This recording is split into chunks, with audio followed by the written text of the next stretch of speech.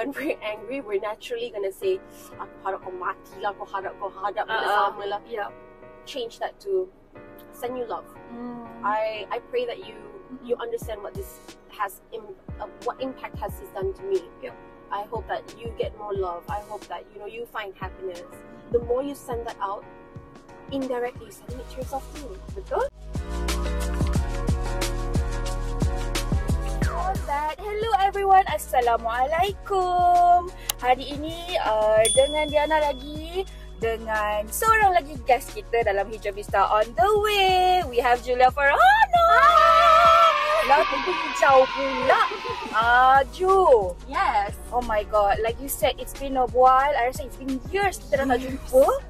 And then hari ni Alhamdulillah dalam Hijab on the way, mereka telah menggabungkan kita. Ya, betul. How are you, baby? I am very good. Alhamdulillah, sihat. And what about you? I'm good. I'm doing great. I can see. Kita selalu tengok each other on Instagram story sahaja. Yes. Berbalas-balas DM kat situ je. Correct. Susah nak jumpa.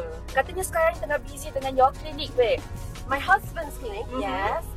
Sejak kahwin, I think I've joined him, I think for about a year and a half now. Daripada sebelum kahwin lagi. Okay. But bila dah kahwin, rasa macam we need to put all of our focus dekat klinik sekarang. Regali Clinic Kota Damansara, in case you guys are wondering. Okay. So saya tak make up hari ni, so baru buat treatment. So it's still in a healing process. Lepas tu, bila dah busy buat klinik, susah nak pelakon, susah nak keluar. Ni pun jarang-jarang I keluar buat interview ni. So hari ni kita memang sangat beruntung dan very lucky to have you on our show today. Lucky. Love. Even this morning I was busy since 8 AM, masak semua, and like, oh my goodness, being a wife is no joke, guys. Aduh, alamak, tiba-tiba ayah single jadi macam fikir dua kali pula. Should I get married? But anyway, you kata tadi dari pagi bangun tidur celik je mata, you dah busy, babe. Busy. So which bring me to my first question. Yes. 5 perkara yang you buat, you bangun tidur pagi tadi. Wow. Okay. We get up at 6, as always, me and my husband in the morning. The first thing I do is always prepare barang masak. Because kita selalu bawa bekal. Me and my husband, every single day without fail bawa bekal, kecuali when we get invited to go to restaurant.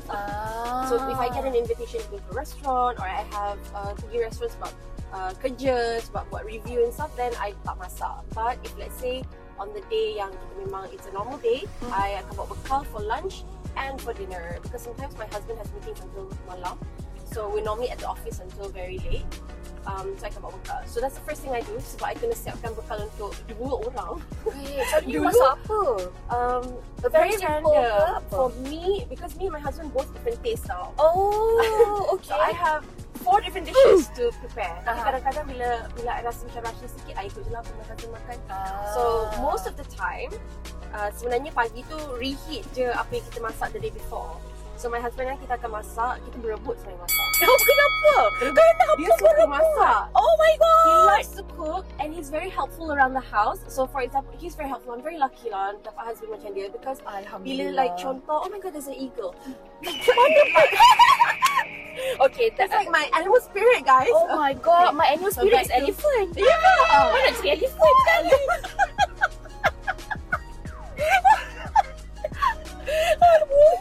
Mana nak dia across the road tiba-tiba. Okay, sambung balik. I merepek banyak. So kalau macam I basuh baju, dia akan tolong sidai. So kalau masak pun sama. Masalahnya sebab saya tahu dia malas nak basuh pinggan, mangkuk semua dengan kuali. So dia akan nak masak. So I do the washing. So kita berebut nak masak. But sometimes tengok my mood juga. Kalau I rasa macam nak salad sahaja for that afternoon, I can pack salad for myself. But most of the time makan nasi dengan dia. And he loves his ayam gulai, ayam masak gulai. Oh, ayam gulai, betul babe? So maksudnya you macam more to western, yang macam English breakfast. Correct. Husband you more Hash kepada brown. Oh my god, love, so Yeah. nice. Husband you dia macam more kepada masakan-masakan Malay cuisine lah. Every single day wajib ada Malay cuisine. Okay. For lunch and dinner. Okay. So I cannot follow sangat. So I will have my own set of meals. So itulah, that's why I'm very busy in the morning. Babe, I doakan tau. Serius, amin kan? Semua amin? Amin. Because bila ada anak, journey dia lain But we're lah. planning, yeah. We're really planning. Oh, okay. We really want to spend time together dulu. and then only think about kids.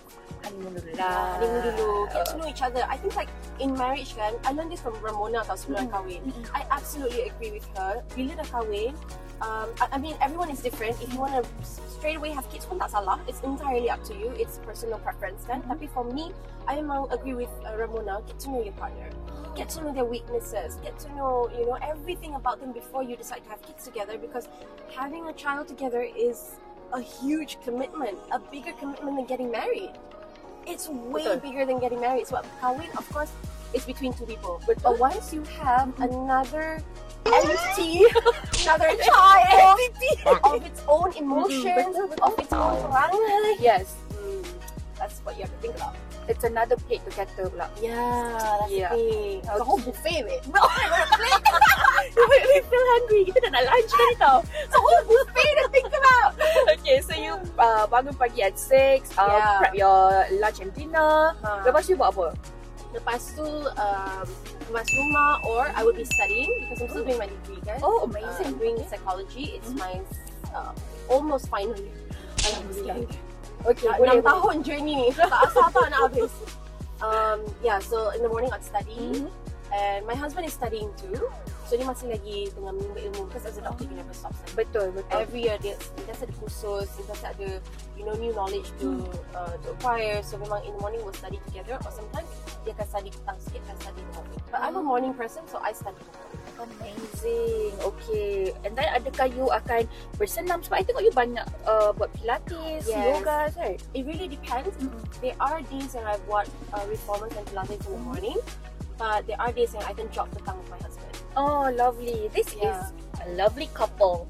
Pack Alhamdulillah. lunch together, jogging together, study together. Hello, Shopee ada jodoh tak? No, this is Patrick.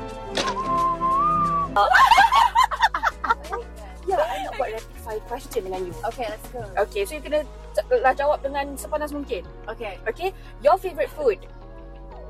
Pasta. No, pizza. Oh, dia boleh makan. Mia. Okay, favourite flowers? Flowers. Oh my god, I love all of them. Okay, Lilies. pick one. Lilies. Okay, I love lilies too. Tiger lilies? Oh, amazing. Okay, so healing. Nature. Definitely nature. Great. Okay, tudung. Bawah. Okay. Doctor. Suami. Bila kita bercakap pasal tudung kan, Yeah. you pernah ceritakan dulu yang you like to keep it secret. The journey of you Everything kan. I think ada semua. literally guys, everything on my Instagram is work related. You will not find a single post yang personal. Yeah, I noticed that All too. work. Betul, It's all betul. paid reviews. It's all brand related. You know, campaigns or kerja sebab shooting or sebab regalian. I rarely share something personal. And if you ever want to get to know me on a personal level, it's in interviews like this, which is very rare and very exclusive, I think, in a way, because I'm not someone who loves to express through social media. Faham? Yeah. There are people like that, Vic. Yeah, and Ada. it's not wrong. I mean, it's completely okay because it's your choice of expressing yourself. But to me, where do I express myself then? To my friends. I've only got 3 friends, by the way. Okay. The rest are all acquaintances. Now, Okay. when we talk about friends, like, what is a friend to me? You've been to my house, you've slept at my house, you know my family, my mother, then you're a friend. But if you don't know my mother and you speak about me, I don't consider them a friend. Like, maksudnya dia tak kenal I. Personally. Personally, Yes, you know? yes. Macam, to that extent, it's like, for me, that's like a family friend lah. And I've only got 3. Other than that, people know me on a very surface level. Ya, betul. Yeah, Bukan yeah, in very depth surface, lah. yeah. Okay. Tapi bagus juga, babe. Because did you notice that bila kita membesar dan dewasa, Yeah. we tend to keep our circle very small. Yeah, Kan? the exposure is lesser. Yeah. And you're a lot more happier mentally, Betul. emotionally. You're lagi happy. Like for me, it's, you know, I really appreciate my friends. Ramona, shout out to Ramona, Sanjana, and Cass Chen. These are my 3 friends and only friends. Oh, recently I got really close to Shamin Farid. I love this girl very much. She's invited to my house soon. Okay, in the list. Okay, dekat dalam list tu. Alright. You can come on the list too. Oh no!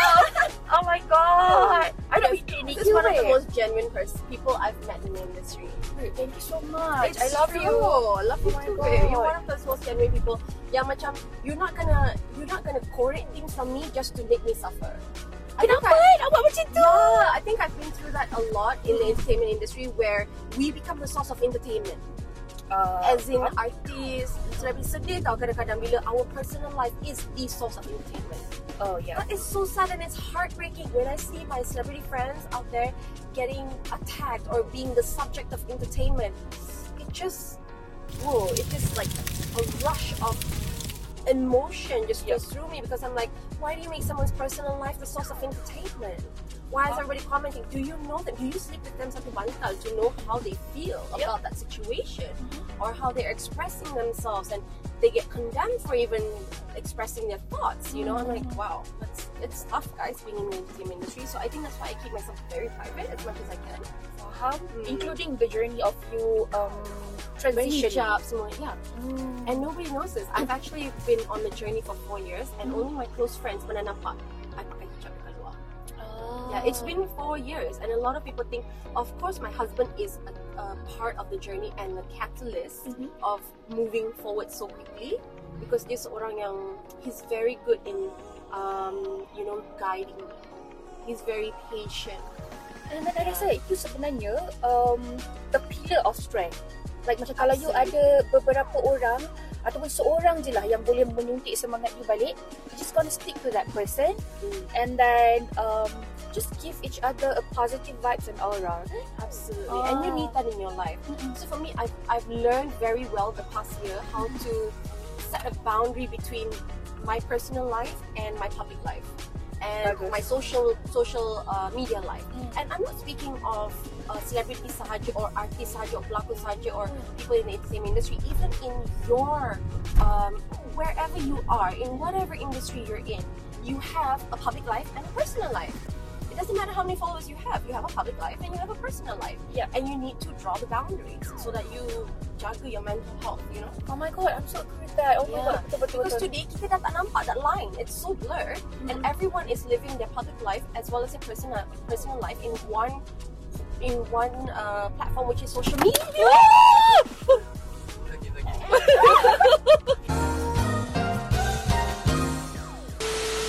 Tapi memang betul pun babe, because bila dah jadi macam tu and then everyone is taking social media as an example, padahal social media is just a digital album and books, right? Correct. It's not even real life, guys. Everything that you see on social media is not real. People go through their struggles and you compare yourself to other people on social media. Why do I say this? Is because I have a class. I used to run a class with Ohana Jo on mindfulness practice style. And all of my students yang datang, 80% of them are always talking about social media. When they say, okay, I nak jadi successful, what is your benchmark? This person on social media, do you know their real life? Do you know the journey? Yeah! Betul. So it's unrealistic. All these things we see on social media is not real, guys. What's real is when you get up in the morning, you look out in the sky, that's real. Everyone around you, that's real. And keep it real. That's why you gotta draw the boundaries between your personal life and your social media life, your public life. It's completely different. Betul. And then it is very helpful bila datang dari orang yang dalam industri lain macam you, and then you're a celebrity. And artis said your voice is big. Yang macam kalau you nak buat changes bila orang dengar, it's good lah babe sebenarnya to motivate people, like don't hook yourself to social media entirely. So rata-rata orang akan macam take that advantage to just twist whatever you said or whatever you do. Walaupun benda tu memang sincerely buat untuk kebaikan. What your thoughts about that? In the beginning kan, masa mula-mula lah kena something like that kan, I couldn't take it. I'm human. It was a process. And I felt like, misalnya juga, I had that fasa di mana, misalnya, I should have pursued my psychology, I should have pursued, other things. I should have pursued being a lawyer. Macam there's so many other things. But then again, tiba-tiba Allah macam tunjuk tau, all these people yang ada dalam corporate industry pun sama je, cuma tak public, cuma dia tak publicize, cuma dia tak viral. tu je. Sebenarnya everybody is going through the same thing. So I in a way I take that as a motivation to get to know myself better, to enhance my emotional intelligence, macam mana I nak manage my emotions, macam mana I nak manage my mental health. And when I say mental health, I'm not saying that I'm depressed and anxious ke, tidak. And even if somebody is going through that, it's not a bad thing because skala dia sangat berbeza dan besar. So I think like for me, I'm saying in the context of personal experience with something like that. Letaklah sesiapa pun in that position. I've spoken to several celebrities yang selalu sangat viral and I asked them how do they deal with it. Hey, of course I cry. You'll be surprised. So kita manusia, we are human. Yes, we are human, and when our words get twisted, and when people who know us personally know that this is not something Julia would say, they would give me a call, hey, are you okay? And sometimes they don't call me not because they don't care, but because they don't want to aggravate or add salt to the wound. True. So I used to feel so alone in this journey. Sangat sorang. Every time I felt so alone, so I get attacked, I become the subject of entertainment. As I said tadi kan, we become the entertainment in the entertainment news. So I'm macam, that's not cool. This is somebody's daughter, guys. This is somebody's sister, guys. This is another human being, guys, with feelings, dengan ada hati dan perasaan, and everybody out there. But it has made me grow into someone who's a lot more compassionate for everyone. Sekarang dulu, I've always been compassionate with people. I'm a people. And I've always loved having conversations with anyone. I'm very random. I would probably stop by at Petronas and tengah isi minyak borak dengan orang sebelah. I'm like that. Very random. But I'm very random. Pergi dekat 7-Eleven tanya pasal how's your day, suddenly it's like a whole history of 10 years ago story. So Ami pun macam, kenapa Julia tak keluar-keluar? Kenal mana Julia tu? Mesti your husband macam tengok macam, is my wife like a friend of the person ke macam mana kan? Dia pun tak gelap macam, okay bye. Random. So I am that kind of person, and even more so after I banyak viral, after I banyak kena kecam, after banyak kena twisted in terms of what I say, and I don't blame them. I have compassion for them sebab I tahu number one, diorang pun jalankan tugas sendiri, and number two, they're probably receiving orders from someone else. Yeah. You never know. So I wouldn't judge, and I always doakan yang baik. I saw this one clip, I don't remember whether it's on TikTok or on Instagram, tetapi when we see something we don't like, we pray for them. Kita doakan, kita jangan marah, kita jangan caci maki semua. Especially when we're having an experience yang sangat susah, doakan yang baik-baik. Yeah, because So I think I live with that now. the doa is the biggest, how to say a biggest weapon, I rasa.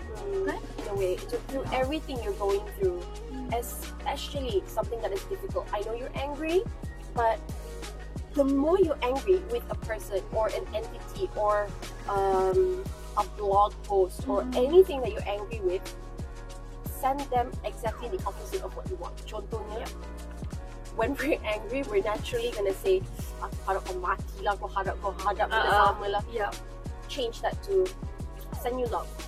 I pray that you understand what this has what impact has this done to me. I hope that you get more love. I hope that you find happiness. The more you send that out, indirectly you send it to yourself too. Betul? And you grow stronger, and you grow with more compassion, and you have love for others, and automatically kan hati bersih. That's the main goal, guys. Bersihkan hati sebanyak mungkin. No matter what people do to us. And I learned this from my husband. My husband is just sangat cool, sangat relaxed. No matter whatever happens, I'm like, why? Where are your emotions? He feel differently. And this is one of the reasons why I love him so much, and it just grows every day. But anything that happens to him, especially orang yang say biadab dengan dia, ataupun sebab he's a doctor tau. He's very knowledgeable, he's educated, and he is a gentleman. He's smart. If you know this man, he's smart. So as I get to know him kan, the more I learn from him, the number one thing I learn from him is it something you can control? No. Doakan dia baik. Babe, I rasa dia everyday membersihkan hati dia. Oh my with these little things. Every little thing, Atomic Habits. If you know this book, read it. So Atomic this is one Habits, of in an Islamic way, macam mana kita nak how do you say, apply this in your life. Atomic Habits, benda-benda kecil yang you buat setiap hari akan bring you to bigger causes or effects. So apa yang you buat setiap hari, bersihkan hati. Bersihkan hati tak semestinya kena buat something yang drastic. Masjid untuk orang, not really guys, that's drastic. But what you can do every day is, contoh you marah dengan adik you, or you marah dengan kawan baik you, kecil hati. No often. It's okay, bersihkan hati sendiri. It doesn't matter what people do to you, it matters how you respond. Yeah. Take the high road lah. Okay, babe, bila I duduk sekejap dengan you ni, I think like macam 15 minutes macam ni, I nampak husband you is someone yang macam bagi a very big impact to yourself. Huge, kan? Maybe you boleh share dengan kita, selain daripada tadi karakteristik yang you ceritakan tadi, mungkin ada 3 perkara yang membuatkan you memang Masya Allah sayangnya, and he is the perfect or the best husband that you can, that Allah gives to you lah. Allah grant to you. 3 perkara tentang husband you. Number 1, hati dia sangat pure, bersih. Number 2, he is very responsible. Number 3, he's a great husband.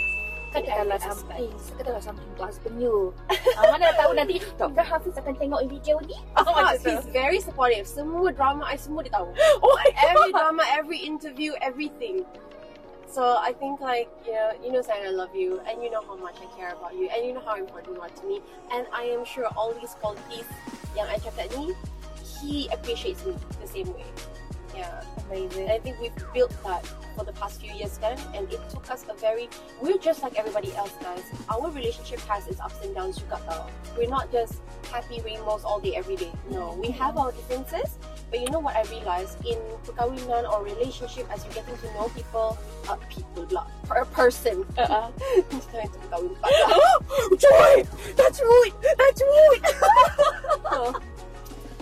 So what I mean, guys, what I mean is, as you're getting to know a person, I recently read this one article where it says that there are 5 stages to a relationship, which I really love and I really want to share. Number 1 is the attraction stage. Fasa-fasa attraction, you akan suka dekat orang tu and you only see the good qualities. And then number 2, you akan sampai fasa di mana you get to know the not so good side. Okay, so it's like the fasa where everything is negative in a way. So you akan tengok semua dia punya kelemahan, dia punya benda-benda yang you tak suka. And then fasa ketiga, you go into this stage where you're angry all the time. Macam, saya tak boleh terima lah dia punya perangai ni, saya tak boleh terima. And then you go into fasa acceptance. Dan ramai yang tak sampai fasa ni. Yeah. They always stop at fasa ketiga, which is anger. Fasa keempat is acceptance. Once you accept your partner as they are, itulah ada satu, I always hear this when I was younger, awak kena terima partner awak seadanya. Inilah fasa dia, acceptance. Nak sampai fasa tu susah. Sangat susah sebab kita banyak difference. And fasa kelima adalah commitment. So Alhamdulillah, me and my husband both have sampai fasa tu. We actually discuss this, and we discuss a lot of things in our marriage, including finance, our future plans, apa semua. We have a couples journal. Oh wow! Yeah, I came up with it, guys. All these weird stuff semua I buat. Love. I rasa you kena buat your YouTube channel untuk perkara-perkara, because people can learn a lot from you. Plus you're studying psychology and stuff like that, kan? Yeah. You know how I came up with the journal? Ni sebelum kita kahwin lagi tau. I realised kita banyak sangat differences. In terms of culture, in terms of thought process, in terms of value. These are very important in a marriage. So bila tak jumpa keserasian tu, so after kahwin tu, I nekat kita kena buat this journal. Sebab apa, nak cari keserasian tu is a lot of work. And it takes a lot of communication. Tetapi our communication selalu mestilah ada kepala miscommunication. Dia mesti akan bercabang-cabang juga. Yes. So once we found that, it just clicked. Okay. And once we clicked, datanglah apa segala masalah, we can get through it without having an argument. Couples journal, we can agree to disagree dengan amannya.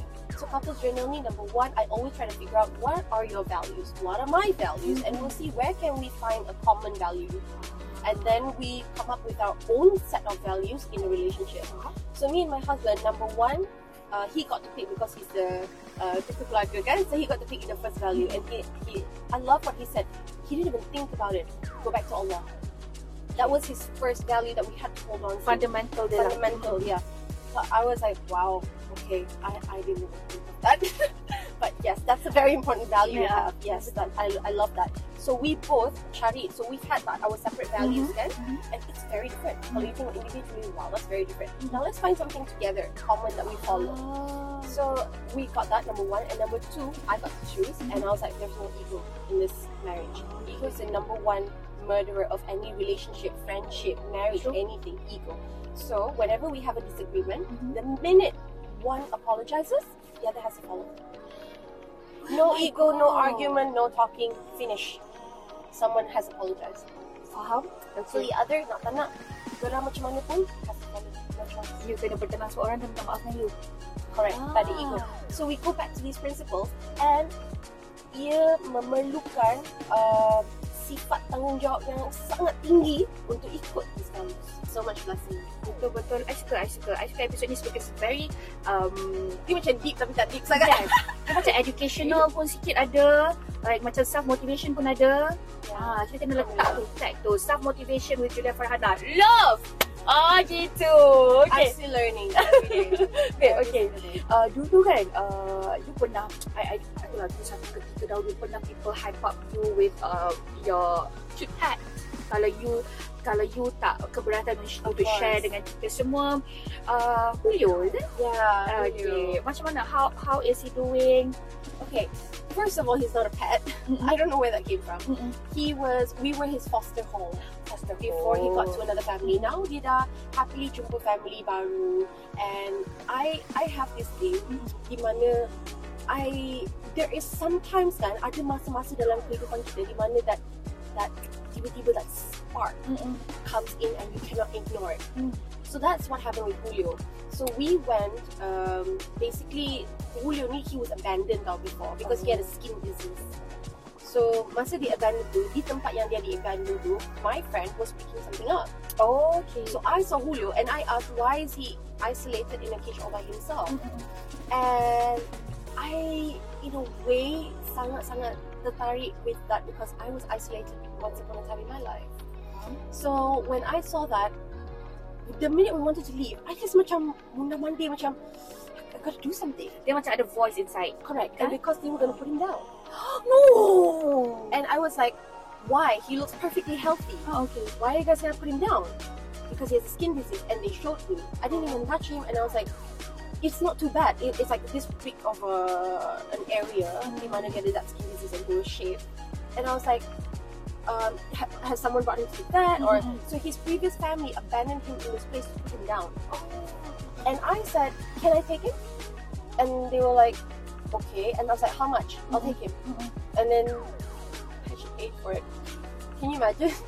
Tapi tempat tu adalah it's not like macam mana?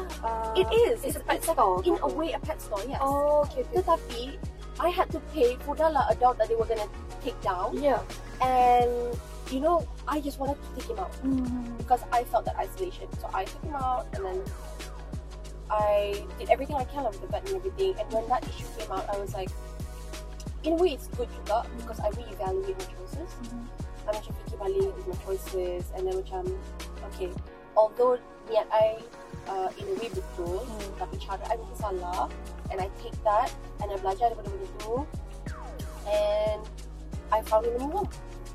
Because bila I fikir secara mendalam, long term, bila fikir the future, bila fikir pasal myself, tanggungjawab I sebagai seorang Muslim, I thought about it. It was very sad for me to go through. It was a journey, but it was needed. It was a big wake-up call for me to know that you have to know your boundaries in everything that you do, especially as a Muslim. How they are macam correct. Lihat mereka. But if you give that little spot, insyaAllah, semoga memberi hikmah InsyaAllah, kepada mereka. Oh my god, I love this episode so much. Love. Wait, okay. Last question untuk you. Dah last tau. Last question. so fast Very fast. Yeah. Aku suka lah soalan sikit-sikit macam ni. I nak buat dokumentari. Okay, I nak tanya dengan you lah. 3 amalan doa kalau ada yang you praktikkan hari-hari. Okay, tak payah pula satu lah amalan doa you yang sentiasa menjadi pegangan you, yang you amalkan untuk menenangkan jiwa ataupun macam anything lah, macam jadi penyuntik semangat you kalau you boleh share dengan kawan-kawan semua. For me, my number one will always be macam mana I bersihkan hati I is doakan baik-baik untuk orang lain. So it will come back to me too, insyaAllah. Is there any specific doa yang you... It really depends. Like for example, if I see something on social media and it sparks like a question mark, or it sparks a little jealousy or a little envy. I'm human too, guys. I do have these emotions. I will immediately doa, depending on that situation. I can may Allah give her more, or may Allah bless her more, may Allah give her more happiness.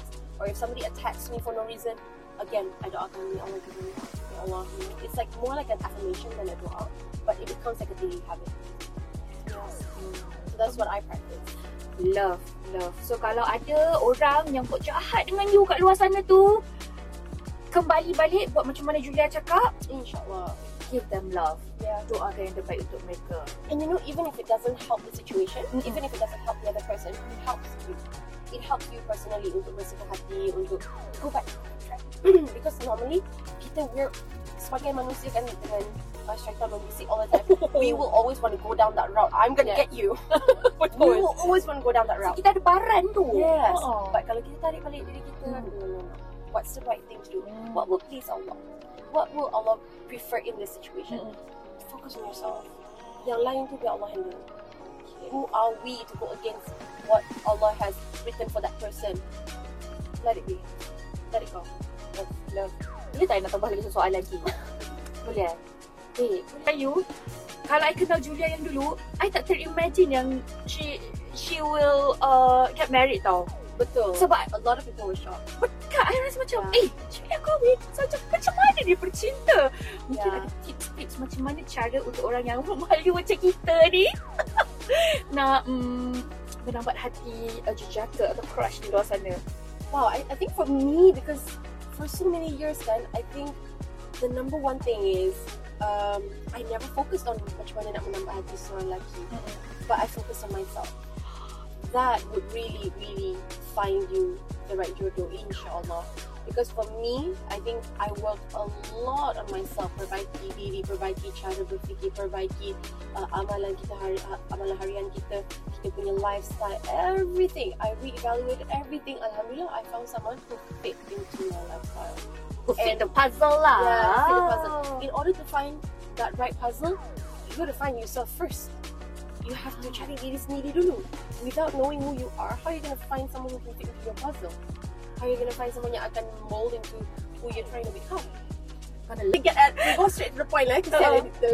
So what I'm trying to get at is, with 70,000 thoughts, what are you saying 70,000 times a day? It becomes affirmation to your body, to your mind. Guys, it will take control of you. Bayangkan 70,000 times of the day you cakap, aku tak cantik lah. Memang tak cantik lah you. Yes! There you go. So, kecantikan ni pula subjektif. Dia bukan sahaja daripada luaran. Hati tu cantik tak? Pemikiran tu cantik tak? Macam mana kita nak attract orang yang nampak kita cantik kalau kita sendiri tak rasa kita cantik? Ya Allah, saya cantik! 70,000 thoughts a day, guys. From a psychology student telling you 70,000 thoughts a day. Make that a good one. And how do we make it a good one? Setiap kali kita terfikir buruk je, I'm beautiful, I am kind, I can be a better person. Repeat it. I ada baca satu quotes tau. Because kalau you tengok Disney princess, Cinderella, dia tak minta for a perfect prince. Dia minta for a beautiful gowns and a perfect night. Then the prince came. Manja! I rasa I macam cemerlang hari ni.